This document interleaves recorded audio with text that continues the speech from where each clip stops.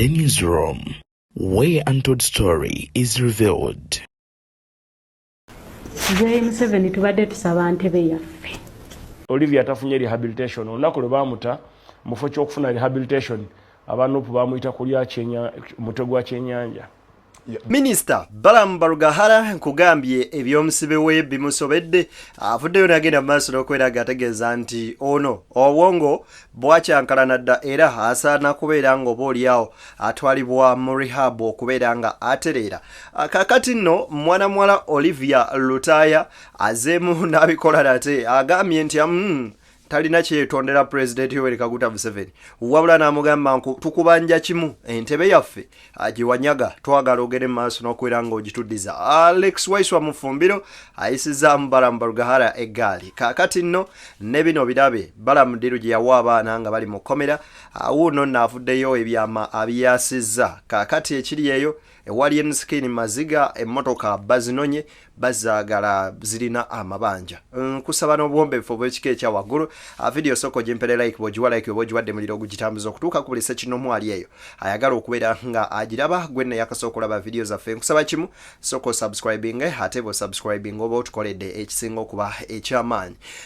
Nkujjukiza nti bannaffe aba Hope Christian Fellowship International Church Africa be bateekamu ensimbi okubeera nga tubaweereza ku mukoto guno. Bakubireko okusimiza biwezeewo wansi bagamba ng'ennaku z'omwezi 15 bategese okusaba okwekwebaza Katonda ku biki ebyo byakoze ne byatuyisizaamu mu mwaka 2024. 15 Desemba basangibwa wali eri Kitiko Kigo ku luguudo oludda ekigo Ntebe Express wonno wejjogera maaso n'okubeera nga basanga okuliraanagana eddwaliro lya Memorial. Ogendayo mu kwebaza mwebalize wamu ate Katonda abakola bulungi obutenkanika. Kaakati wano wennyini Minister Balamu Barugahara avuddeyo n'agenda mu maaso n'okubeera nga ategeeza nti abaana bano okuli Olivia Lutaya ebigambo byagenda mu maaso n'okubeera nga byonna ayogera nti mwana muwala ono bamukozesa era nti mulwadde wa mutwe yasaana kubeera nga atwalibwa oboolyawo mu rehab asobole okubeera nga atereera. Naye nga Olivia Lutaya ebimu ku ebyo bimugambisa nti ayogera bingi nti asaana mu rehab obwongo obulabika tebutegeera bulungi engeri gy'asibiddwa okumala ebbanga ye muwala oba omu ku abo abasibe bonna be baakata 19 eyavaayo n'agamba nti anze nstandinga ne Robert Kyagulanyi Ssentamu. Kankwe ku bigambo bya Balamu Barugahara tweyongereyo. Olivia tafunye rehabilitation olunaku lwe bamuta mufo ky'okufuna rehabilitation abanupu bamuyita kulya mutwe gwa kyennyanja kuba balina ekyennyanja kimu ne bakimuwako omutwe. Ebuvanjuba nebugwanjuba ewaka wasigalawo ewasinga. Beyond the Newsroom gwe mukutu ogukuleetera ekyo ekisinga katiranga naffe ng'oyita ku noti 771 44 53 ne noti 744 26 41 na bino bikulu tetulanga bafere tetulanga basawo ba kinnansi n'abagwa mu koowe eryo mwebale kutuwagira. Thank you. Ne bali owali ennyama so kye baamuyita okukola yaga nti baali baagala kumukwata nate nga bamaze okumulwirizinga n'afuna ka boda ne kamutuusa ku kitebe. Kugambye omuwala alina ekizibu ky'omutwe yeetaga kubudaabuda.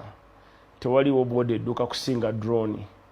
ate tewaliwo boda edduka kusinga sasi ate sikiwa nti we baali baagala mukwata tewali ayina mukwata kubanga yamuta yasalirawo eggwanga commander in chief. Nekyokubiri woba ofuluma kyogamba yabuuka bubuusi tewaliwo geeti woba ogumanye komera ly'abakyala olina checkpoint wano esooka noba n'eyokubiri noba n'eyokusatu ku geeti era baagala mukwata bandi mulese bulesi paka ku geeti ne bamukwasa balina omukwasa alekeko ono linnya lya gavumenti. Ate enteekateeka ezoogerwako nti mwabadde mwagala batwala Kyankwanzi. Kyankwanzi bagendeyo bannayuganda bonna abagala ogende Kyankwanzi abagala okubangulwa mu mwoyo gwa ggwanga ba patriot. So wabanga naye ali omu ku abagala okubangulwa nga NUP abakulembeze ba NUP bagala okubangula kubanga ndaba obukulembeze bwa NUP babulamuuko okubatwala Kyankwanzi oba bangula. So kyandadde kirungi ne bawandikira president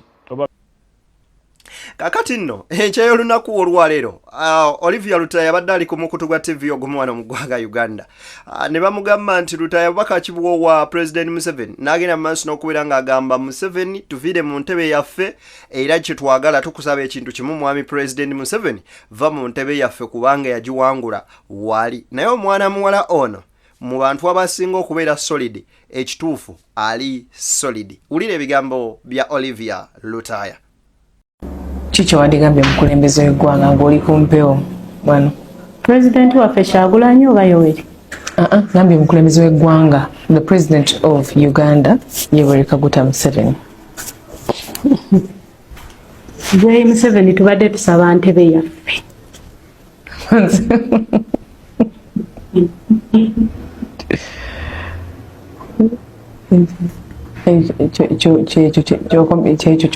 twagala ntebe yaffe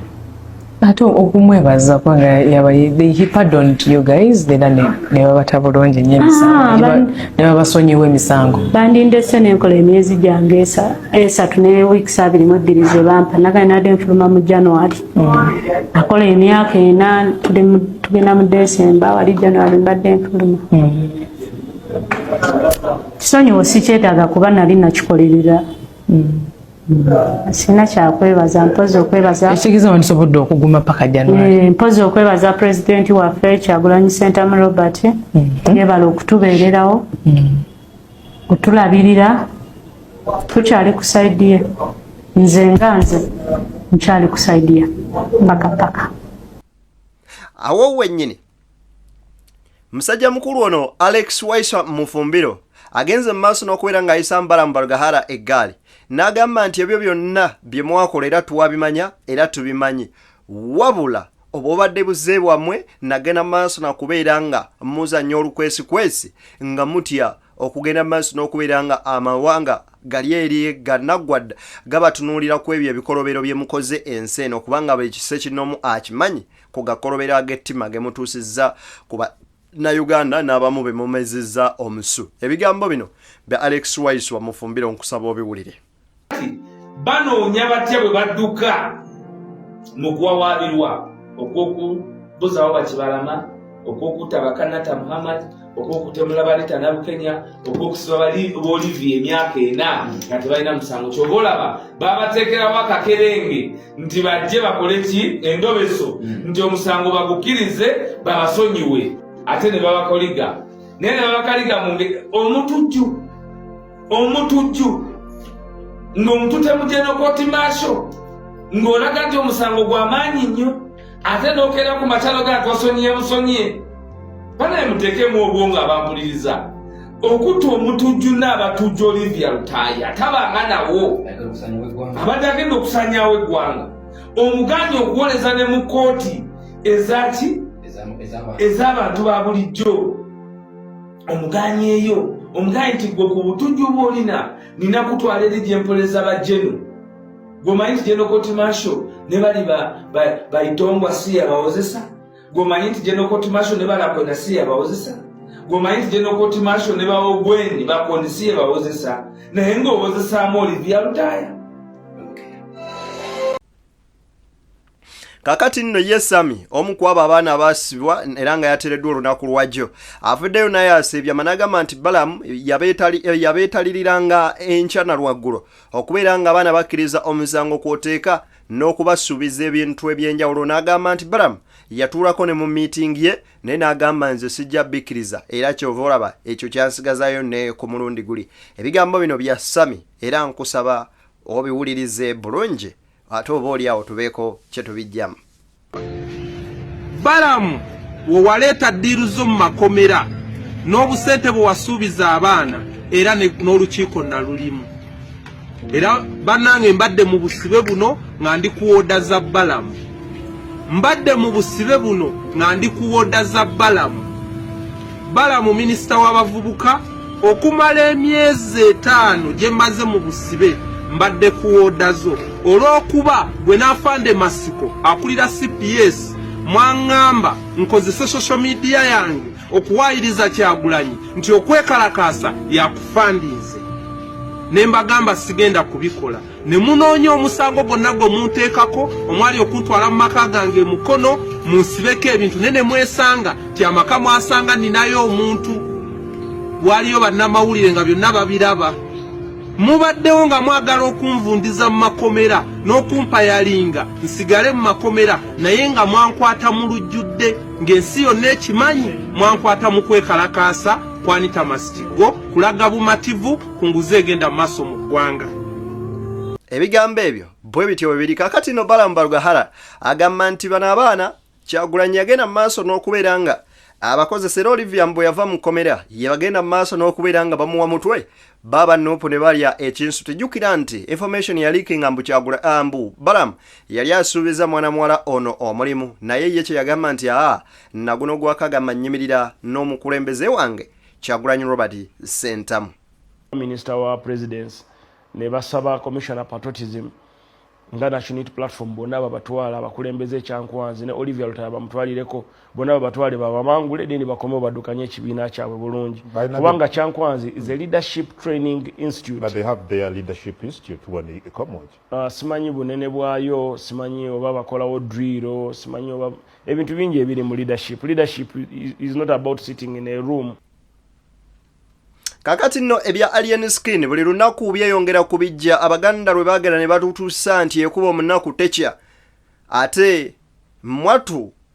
ali mu komera naye we twogerera akadde kaneeno ng'akazita kamutereddwako emmotoka zombi zabadde ayina zigenda mu maaso n'okubeera nga zisikibwa olw'ensonga zibanjibwa akasente era nga gye baazigula tezaggwayo. Ebigambo bino era njagala ngende mu maaso n'okubeera nga mbikuwa nabyo obiwulire ate olabe biki ebiri ku fango. Nejjukira nti waliwo abalala 16 poliisi beeyagala okugenda mu maaso n'okubeera nga ekwata ewereze mu kooti basooke bannyonnyole emisango era nga baasuubiza Alien nti bw'obaleeta gwe nga tukuta naye ng'ate ye emisango gikyeyongera. Alien Skin n'emmotoka nannyini mmotoka nnaajagala Range Rover gye baabikkula eyo nje nagireeta enkya kuba owa Ford ajagala teyaggwayo owa Range Rover naye ajagala teyaggwayo ate ne bagijjako ebintu bonnet ne bagijjako bumper ne bazijja wannaye bagamba when it pours it rain when it rains it pours. Kakati nno ebyo nga tubitadde ku mabbali y'omuyimbi Gravity naye poliisi emuwandiikidde agende maaso n'okubeera nga ye reportinga butereevu akole statement ku promote yamuwaabidde okumusasula akasimbi ke n'agaana ogenda maaso n'okubeera nga amuyimbira era essaawa yonna Gravity twandimulaba emabega w'emitayimbwa bw'atagenda maaso n'okubeera nga obaolyawo asaba nnyo omutonzi obaolyawo katukusabire ate naawe bino obibuukemu wabula yo music industry eggwawo. Akatambi k'abaana ba Fangoni nga balumba eddwaliro ly'Ensambya Kafulumye poliisi ne Kafulumya era ne bavumirirwa ekikolwa kinene eky'okubeera nga balumba eddwaliro kwe bateeka n'okukola effujjo ku basawo n'abakuumi b'eddwaliro lino era ng'egyo gye gimu kwegyo emisango Alien Skin ne banne gye bagenda maaso n'okubeera nga bawera ennemba nakyo ekitali kyangu era Joe Balamu Barugahara Minister w'abaana n'abavubuka yavuddeyo n'agenda maaso n'okubeera ng'ategeeza nti Alien Skin kino kibe kyakuyiga gy'ali addemuko empisa n'obukkakkamu ayige engeri gy'osobola okubeeramu mu bantu kubanga ekituufu kiri nti embeera gye bayeeyisaamu teyali nnungi yadde n'akamu n'agamba agondere amateeka kwoteeka n'okugumira embeera omusajja yonna agiyitamu embeera eyefaananyiriza bw'etyo. Byali ebigambo bya Minisita Balamu Barugahara. Mbagaliza nno bye munjagaliza tuli ku Beyond the Newsroom mu kusaba video gimpereka like o subscribinge munywanyi atakoomera mpeera abankuumire tusinkane mu mboozi zaffe eziddako.